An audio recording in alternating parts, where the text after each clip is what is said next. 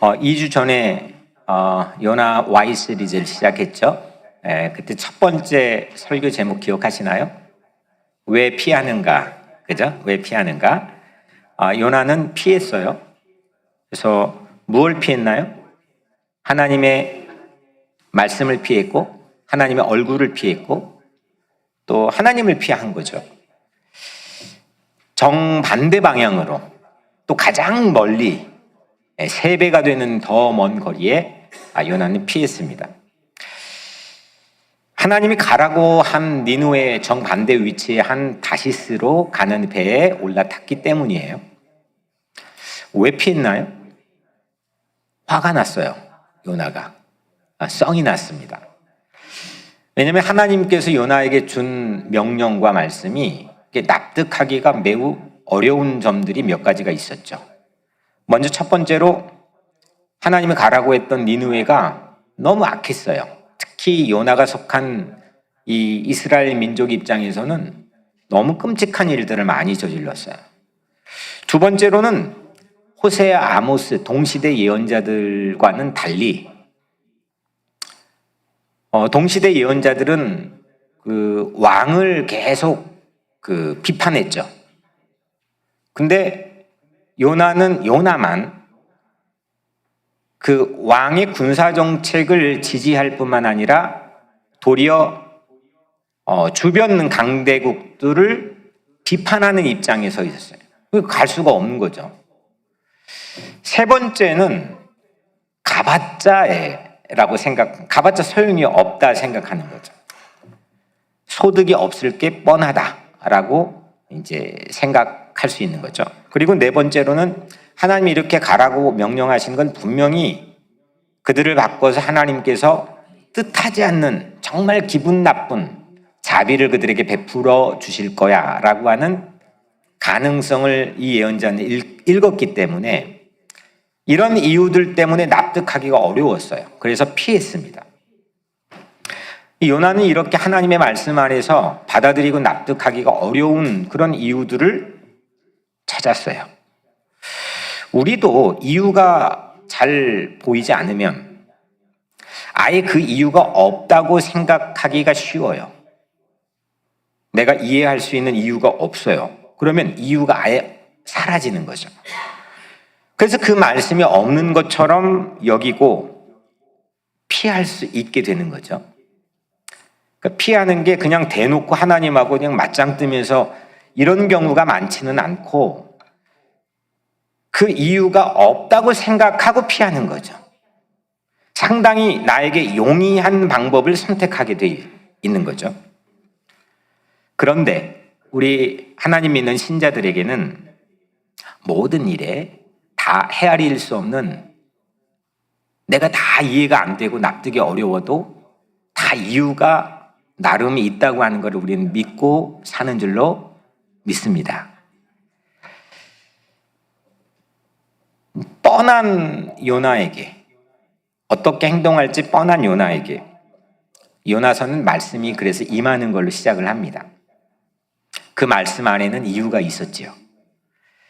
그 후로는 하나님의 말씀이 1장 1절에서 요나에게 임한 후로는 요나가 어떤 선택을 해도 하나님의 선택은 흔들리지가 않는다는 거죠. 그거를 추적이라고 하는 체이스의 단어로 우리가 함께 나누었습니다. 하나님의 말씀은 요나가 어디 있어도 끝까지 추적을 한다는 거죠. 그런데 이 방법이 하나님이 요나를 강압하지도 않아요. 막 윽박지르지도 않아요. 자유롭게 선택하게 하죠. 그래서 요나는 그 자유로운 선택의 범위 안에서 피할 수 있었던 거고요.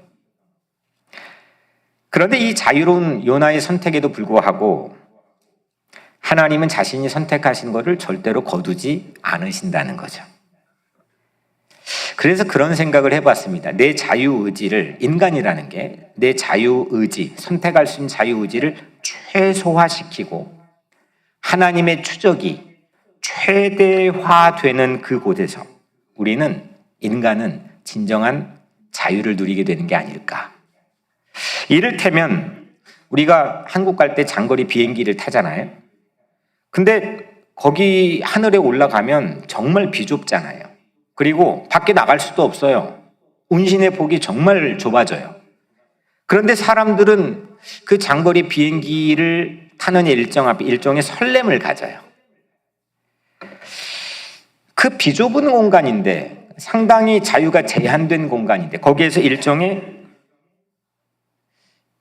특별한 자유를 기대하는 거죠. 기내 안에서 영화도 내가 선택해서 보고, 또 잠도 자고, 내가 보고 싶은 책도 가져가서 보고,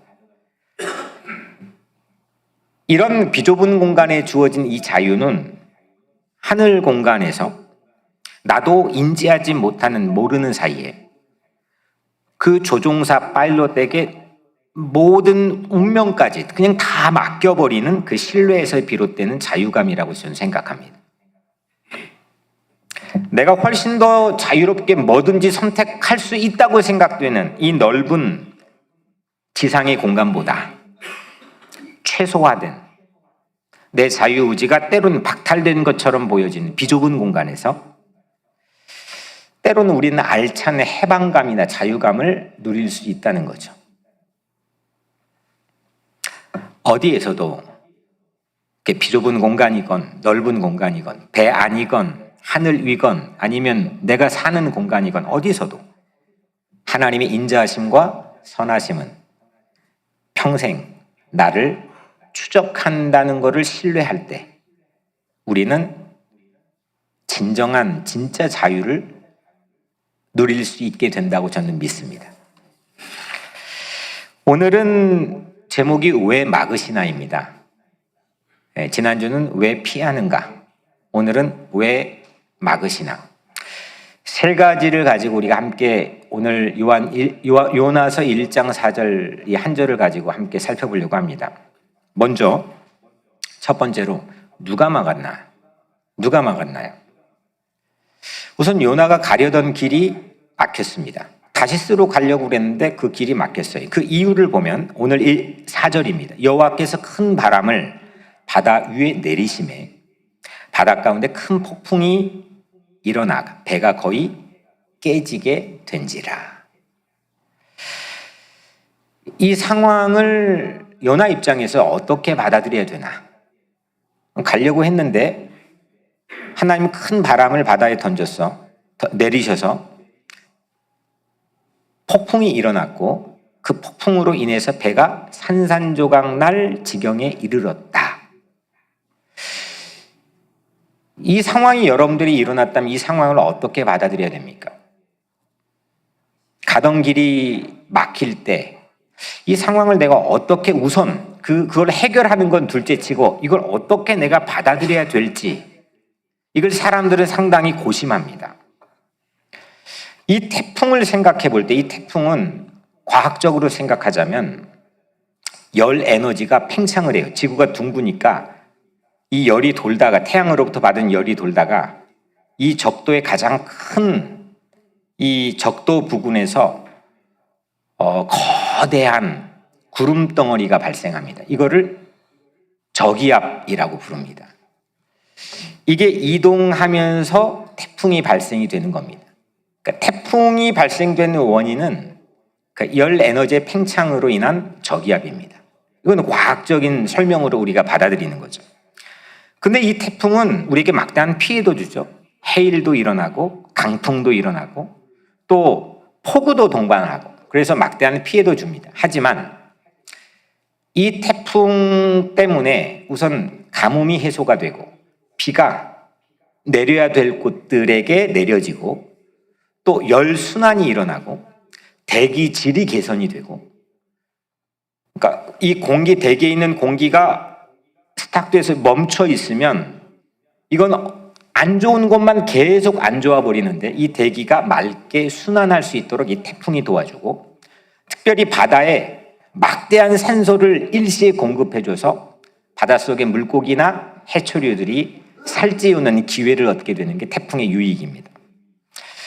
이렇게 태풍이라고 하는 것을 자연현상으로 받아들일 때도 좋을 수도 있고 나쁠 수도 있습니다. 그런데 요나는 이 태풍을 어떻게 받아들이느냐? 우리 같으면 만약에 길이 막혔던 어떤 상황에 대해서 이거 어떻게 해석하고 받아들여야 되나?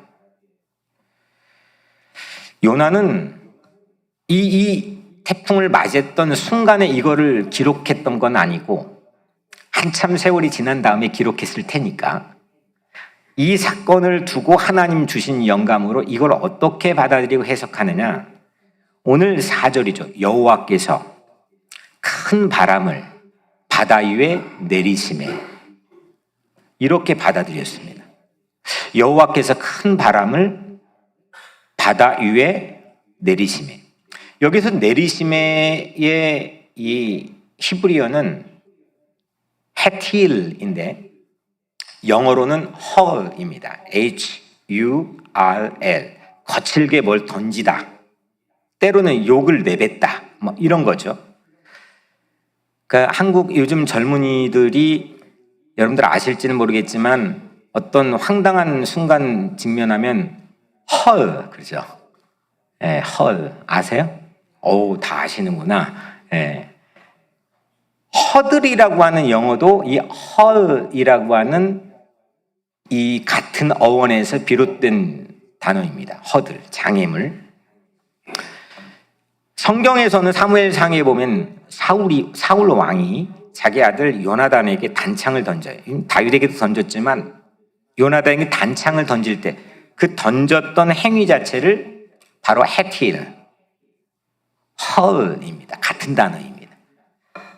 그러니까 그냥 무작위적으로 우연히 큰 바람이 바다 위에 내려친 게 아니라 하나님이 정확한 관역을 조준해서 큰 바람을 바다 위에 던졌다는 겁니다. 그렇게 요나는 받아들였습니다. 그 관역은 그리고 요나 자신이었습니다. 그러니까 길을 막으신 거는 하나님께서 의도적으로 요나를 관역으로 설정해서 요나가 탄 배의 범위 안에서만 큰 바람을 던졌다는 겁니다.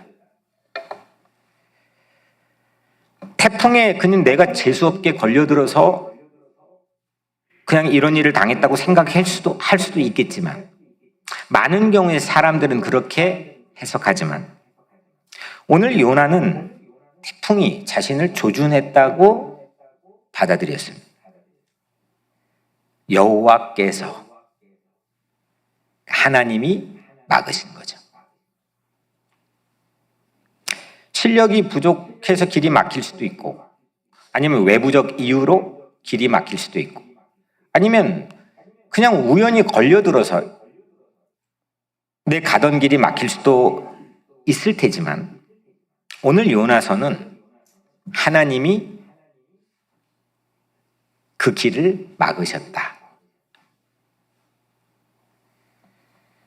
그것도 큰 바람으로 막으셨다라고 얘기합니다. 그래서 큰 바람의 큰 이 히브리어로 게돌라인데 요나서에는 유독 이 게돌라가 또 반복해 많이 나옵니다. 하나님이 가라고 했던 도시도 큰 도시 게돌라입니다. 요나가 들어갔던 물고기도 큰 물고기 게돌라입니다. 그러니까 요나가 큰 도시로 들어가기를 거부하니까 결국 큰 폭풍 속으로 들어가게 되어버린 거죠. 결국 요나는 피했지만 하나님은 요나를 그렇게 놓아줄, 보내줄 마음이 전혀 없으셨다는 겁니다.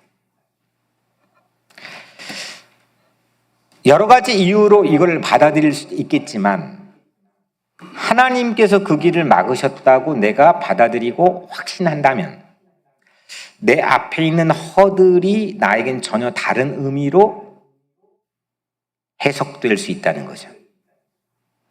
먼저 이 작업부터 우리에게는 필요하다는 겁니다. 이게 왜 일어났느냐? 누가 이렇게 했느냐? 두 번째로, 그렇다면 왜 막으셨을까? 왜 다시스로 가는 그 배에 큰 바람을 바다 위에 헤틸 던져서 요나가 가는 그 길을 한사코 하나님이 막으셨을까? 우리도 뜻대로 마음대로 계획했던 대로 되지 않는 때가 있죠. 지난주 설교하고 EM 한 친구가 저에게 와가지고 물어봤어요. 그리고 또 여기에도 한 분이 또 주중에 물어봤네요. 목사님은 하는 대로 다 됐죠? 물어봐요. 그래서 왜 그렇게 물어봤는지는 그 EM 친구가 내 이유를 물어보진 않았지만 그렇게 보였나 봐요. 그러면 큰일인데 우리는 늘 깨어지고 그럴 좌초될 위기에도 직면하고 실패도 많이 하고 실수도 많이 하는 존재라고 하는 전제하에 신앙은 시작되기 때문에 내가 좀 반성을 하는 계기가 됐죠. 우리는 길이 막힐 때가 참 많아요. 여러 가지 이유로. 먼저 이민자들에게는 신분 문제가 우리의 길을 막는, 이게 드러나서 보이진 않지만 미국 한인 농포 사회의 7명 중에 1명은 서류 미비자들이에요. 그러니까 여기도 그 비율로 있어요. 그러니까 이 신분 문제, 이민 문호에 대한 개방은 이민자들에게는 결코 좌시할 수 없는 우리 길을 막게 하는 매우 중요한 허들이에요. 또 거주지가 막힐 때가 있죠. 이 집세가 비싼 뉴욕에서 살면서 어디에 살아야 되나. 또 뜻하지 않게, 예기치 않게 2년 전 저처럼 건강이 길을 막을 때가 있죠. 그 건강을 잃어버려 내가 해야 될 일을 지속하기 어려운 때가 우리에게는 있으니까요. 자녀의 앞길이 막히면 어떻습니까? 사랑하는 자녀의 앞길이 정말 뜻하지 않게 막히면 속이 타들어가죠. 이렇게 우리는 하고 싶은 것들, 또 하려고 했던 것들이 번번이 막힐 때가 있어요. 오늘 요나도 그렇죠. 하나님은 큰 바람을 요나를 조준에 던졌어요. 왜 막았을까? 하나님은 왜 막으셨을까? 왜 막으셨을까요? 당연히 요나는 하나님을 피해서 정반대로 달아났기 때문에 하나님 막으셨다라고 하는 건 아마 여기에 계신 누구나 예측할 수 있겠죠. 어쩌면 서두에 얘기했던 것처럼 요나 입장에서는 그렇게 하나님을 피하는 게 하나님 잘 믿는 최선이라고 생각했었을 수도 있었겠다 싶어요. 근데 하나님은 이유를 불문하고 막으셨어요. 만약에 이 풍랑이 없이 그냥 순풍으로 요나가 다시스에 갔다면 어땠을까요? 행복했을까요?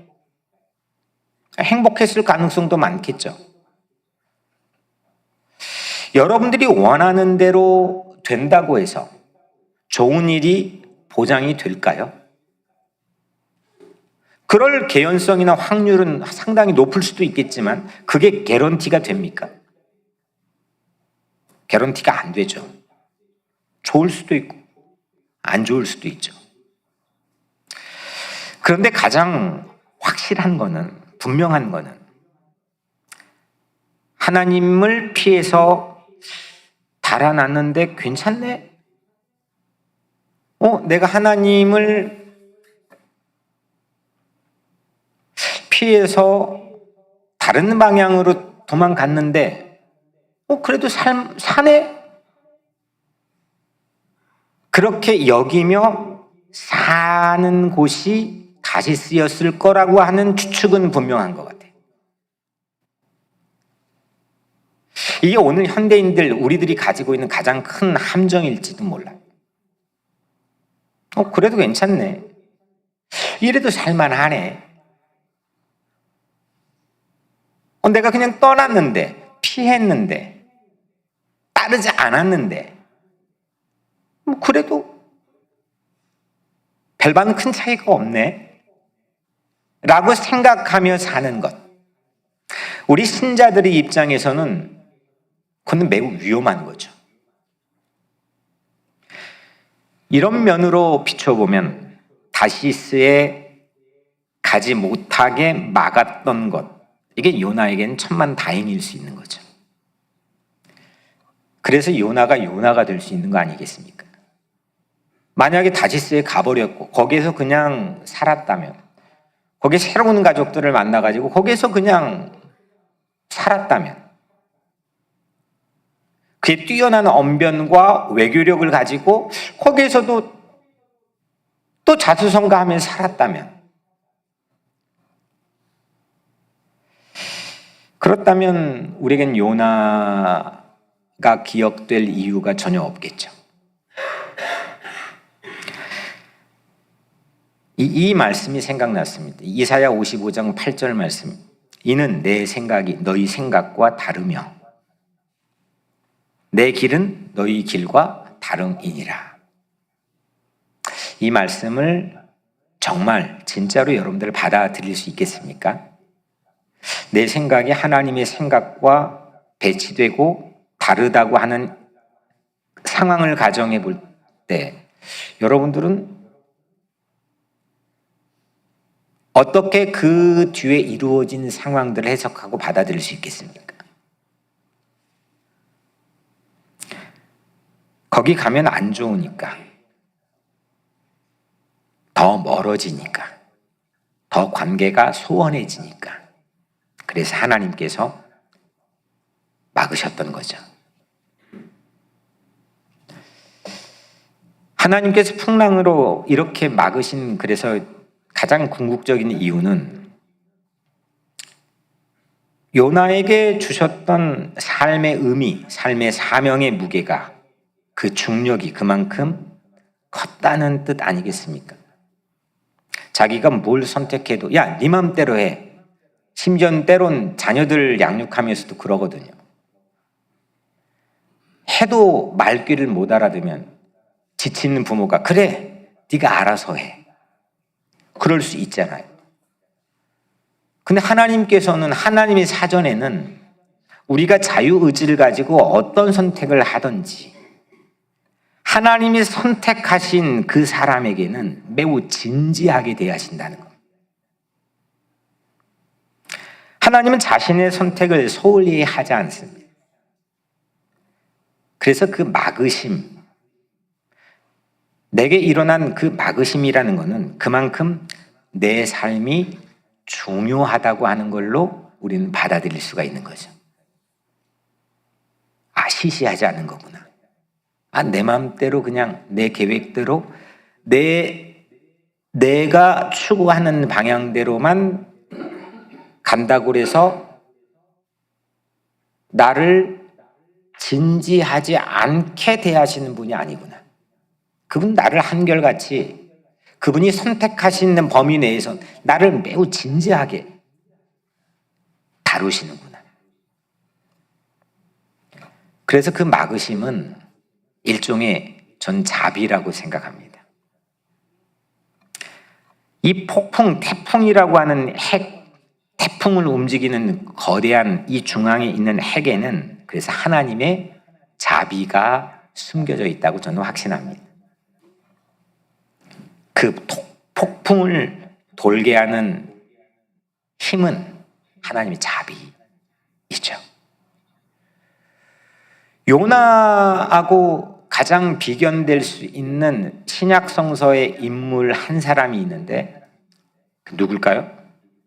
예수님께서 가공해서 만든 이야기 안에 인물인 탕자입니다. 누가복음 15장의 탕자와 요나서 이 4장 안에 나온 요나와 너무 흡사한 부분들이 있습니다. 탕자도 아버지를 피해서 달아났습니다. 그러다가 풍랑을 만났습니다. 그 풍랑을 만나 심지어는 돼지 우리에까지 갇혀 살게 됩니다. 요나는 이렇게 풍랑을 만나서 큰 물고기 뱃속에까지 갇혀 살게 되죠. 이런 시련의 삶은 그 돼지 막사에 있던 그 찰나에 그런 그 탄식을 하죠, 탕자가. 그러나 7년의 상황은 도리어 탕자에게 아버지의 자비를 향하게 하는 계기가 됐죠. 우리 아버지 곁에 있었다 하면, 우리 아버지 집에 내가 머물렀다고 한다면,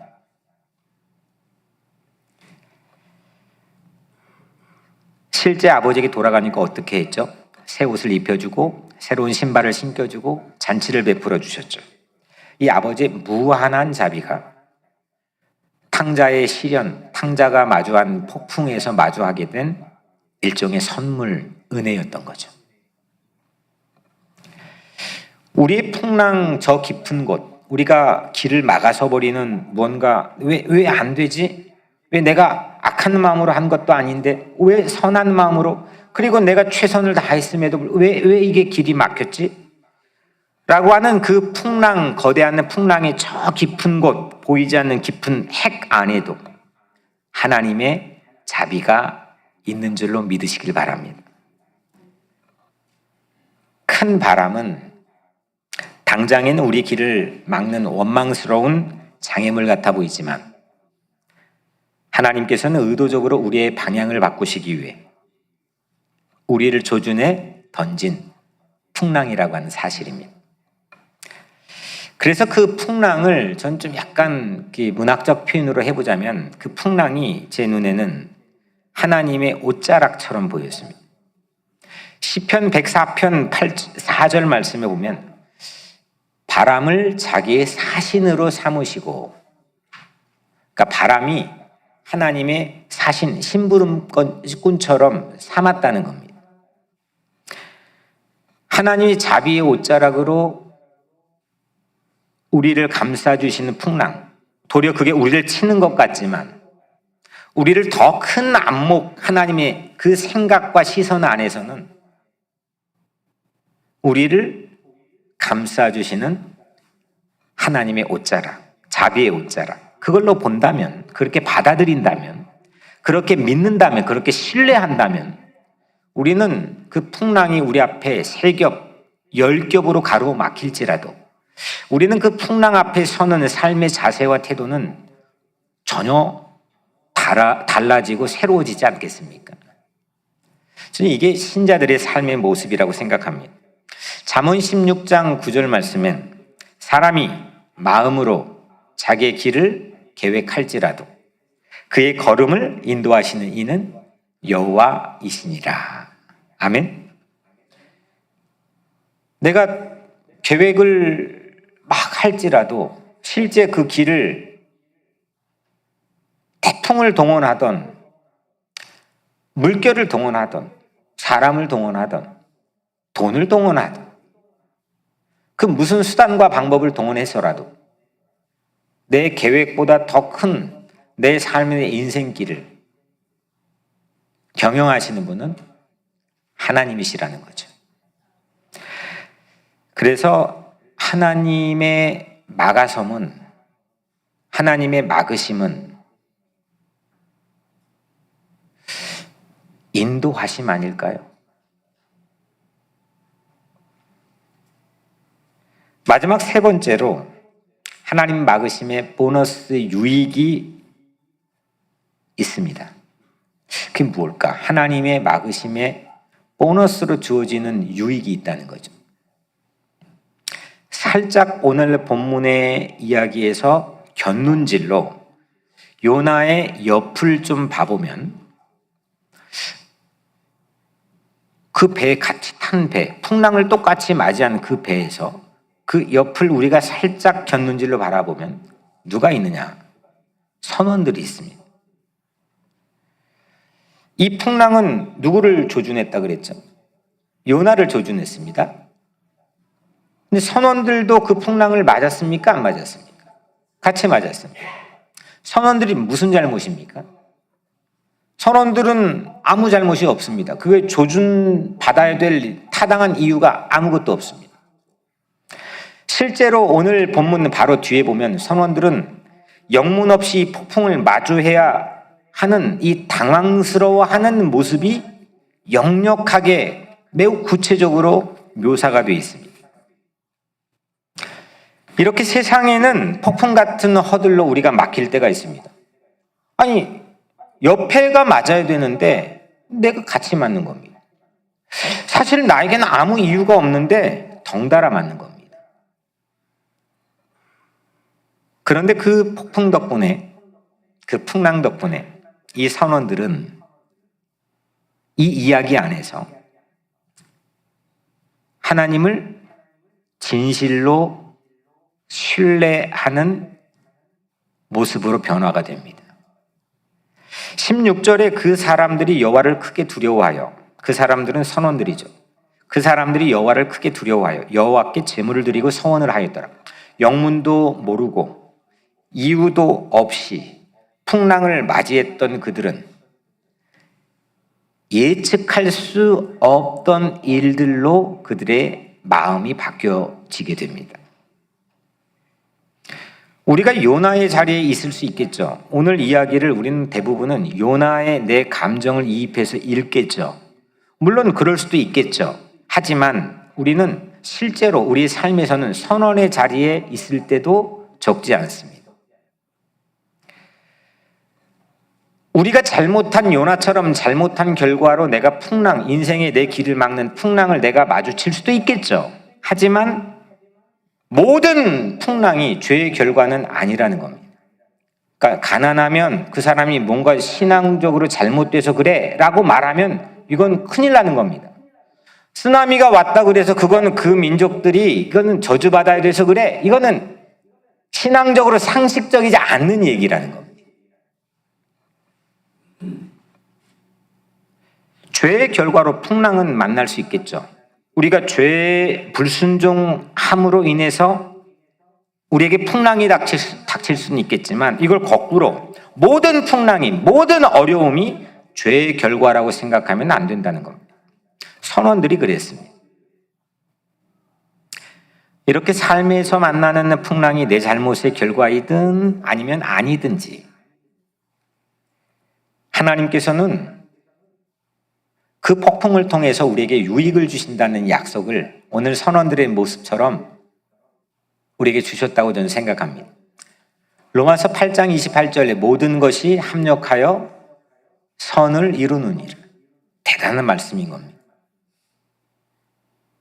마가섬이건 인도하심이건 그건 같은 동전의 앞뒤일 뿐 같은 이야기라는 건데 그게 내가 판단하고 평가하기에 그게 마가섬이건 그게 인도하심이건 나에게 일어나는 모든 일들은 그 이유가 나의 죄의 결과이건 아니든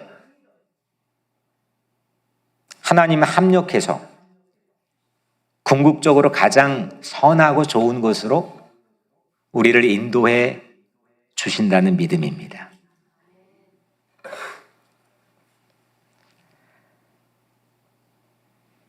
풍랑이 일 때 풍랑이 막 이는 그 순간 그 찰나 한복판에서는 이렇게 우리처럼 여유를 가지고 그 원인이 뭐였지? 왜 막았지? 이런 건 생각할 여유가 없죠. 그럴 시간이 어디 있습니까? 그렇게 원인을 파악할 수 없는 시간들이 그 풍랑 한복판 그 상황에선 막 지나가는 겁니다. 아브라함은 75세 하나님이 약속해 주셨습니다.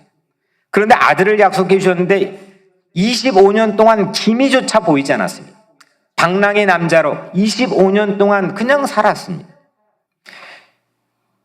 철없던 응석바지 요셉, 그냥 자기 옷이나 뽐내고 형들 괜히 마음을 상하게 했던 그 요셉이 형들에게 팔려서 총리의 자리에 오르기까지 13년 동안이나 자신의 인격이 다듬어지고 만들어지는 그런 13년의 풍랑, 그 억울한 그 풍랑들을 이 요셉은 마주했습니다. 모세도 그랬습니다. 왕자였습니다. 제국의 왕자였습니다. 그런데 정말 생각지도 못했던 자기 민족이 자기의 선한 행동 자체를 곡해해서 억울하게 도망자의 삶을 시작합니다. 그렇게 광야에 40년 동안이나 세월을 보낸 후에야 그는 이집트에서 이스라엘 백성들을 이끌어가는 사명을 시작하게 됩니다. 이 세 인물 다 각각의 인생에 25년, 13년, 40년 수없는 풍랑의 모습들을 다양한 모습들로 우리에게 성경 안에 소개하지 않습니까? 그 풍랑의 원인이 뭔지 그 성경은 대부분은 우리에게 밝혀주지 않습니다. 그런데 그 시간이 지난 후에 하나님께서는 그들을 그 막아섬이, 그 막으심이 하나님의 가장 놀라운 지혜로운 인도하심이었다는 걸 우리는 셀 수 없이 많은 예들을 성경 안에서 가지고 있습니다. 그 어디가 그러면 그게 파이널로 이루어진 종착역이냐라고 얘기했을 때 우리는 막연하다는 생각을 할 수 있겠지만 그런 하나님을 우리가 믿는다면, 신뢰한다면 내 삶의 순간이 어디일지라도 어떤 모양의 풍랑이 나에게 닥쳐올지라도 하나님의 선택이 흔들리지 않는 것처럼 우리들의 삶의 길도 저는 흔들리지 않을 수 있다고 믿습니다. 다음 주일에 다루겠지만 요나는 아이러니하게도요, 바로 그 선원들 덕분에 하나님의 이 섭리를 약간씩 조금씩 깨달아가기 시작해요. 그 선원들 덕분에. 풍랑은 이렇게 우리를 지배하는 죄의 힘을 줄이는데 많은 도움을 제공해 줍니다. 내가 노력해도 내 마음을 지배하는 그 죄의 막강한 힘을 거부할 수가 없었는데 그런 고난, 시련, 어려움, 풍랑 그것 덕분에 내가 점점 죄의 힘으로부터 벗어날 수 있는 기회를 요나도 그 선원들 덕분에 얻게 된 것처럼 우리도 그럴 수 있다는 거죠.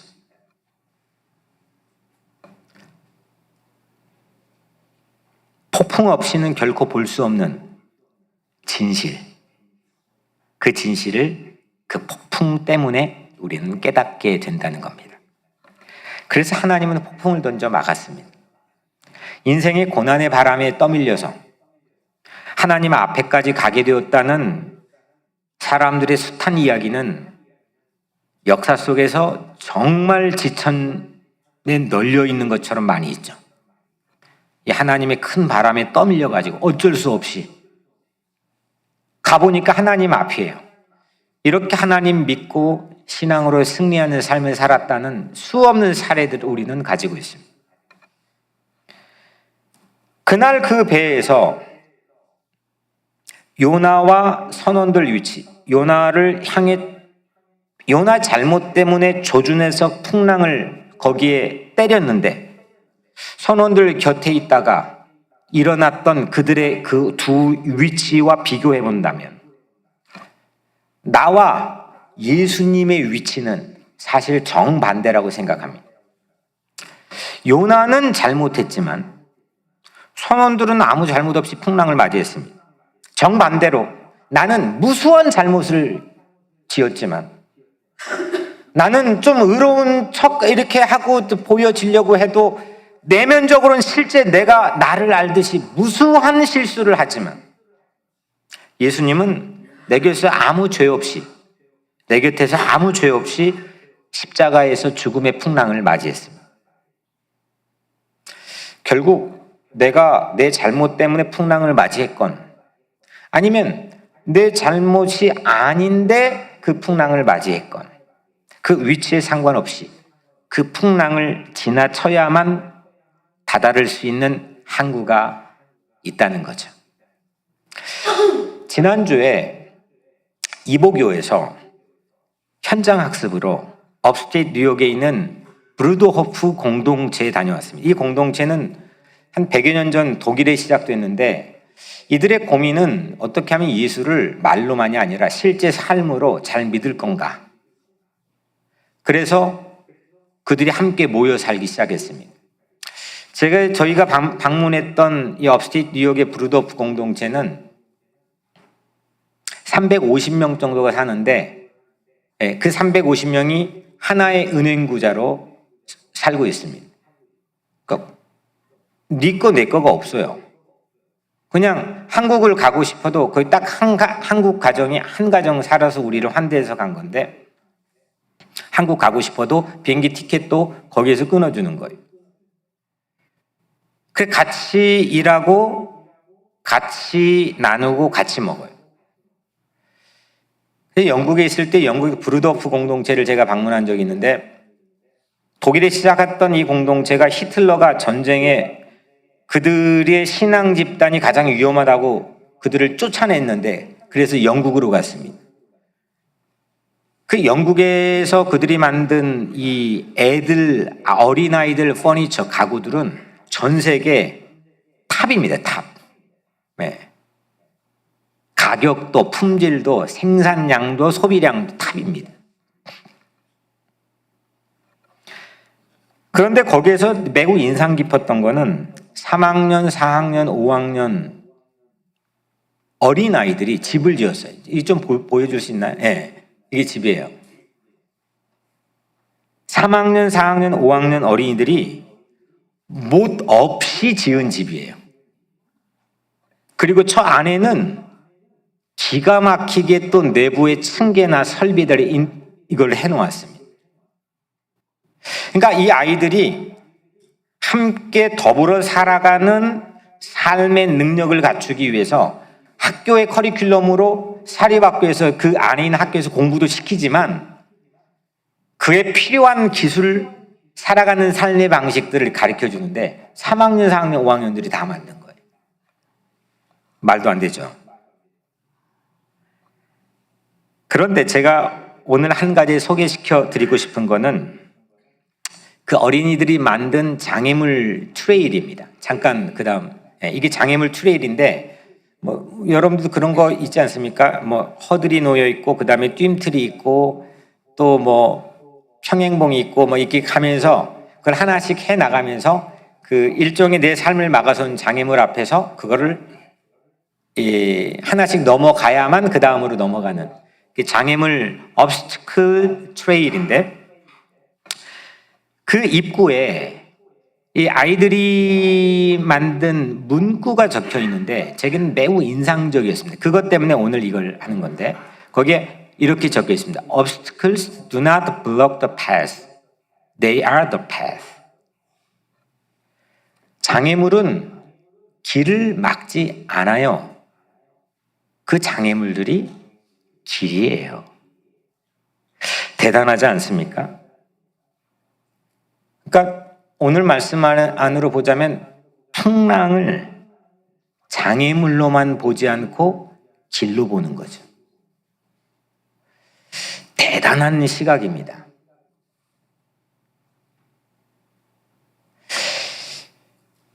사람들이 돈이 많아도 아니면 어떤 많은 교육을 통해서 훈련을 받아도 또 인생의 경험을 통해 많은 구력을 쌓는 연세가 되어도 이런 시각을 실질적으로 내가 누리고 가지고 살아가는 사람들은 그렇게 많지 않습니다. 장애물은 길을 막지 않아요. 그 장애물들이 길이에요. 사랑하는 여러분, 나의 앞길에